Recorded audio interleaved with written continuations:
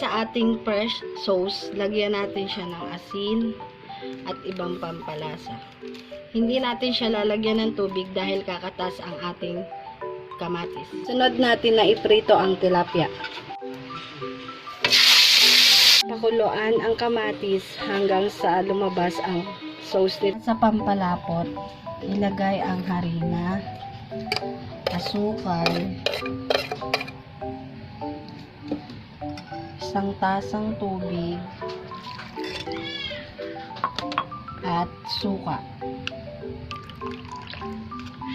Haluin na hanggang sa matunaw. At po ay igisa natin ang bawang,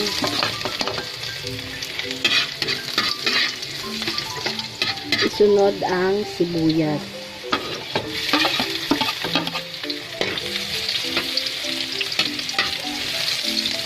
sunod po natin ay ang luya,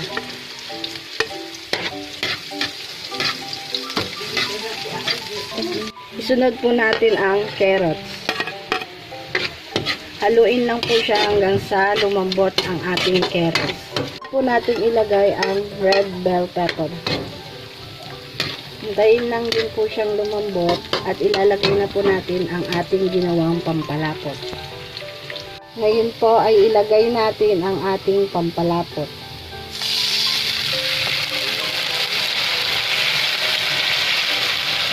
Hintayin po natin siyang kumulo at kapag kumukulo na po, lagyan po natin siya ng asin at seasoning.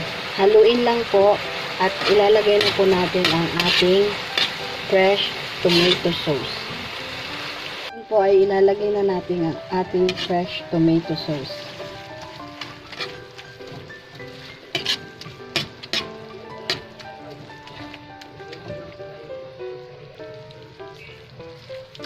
Tapos po ay pwede na natin siyang hanguin at ilagay sa piniritong isda. Ngayon po ay titikman ko na ang aking nilutong sweet and sour na isda with fresh tomato sauce.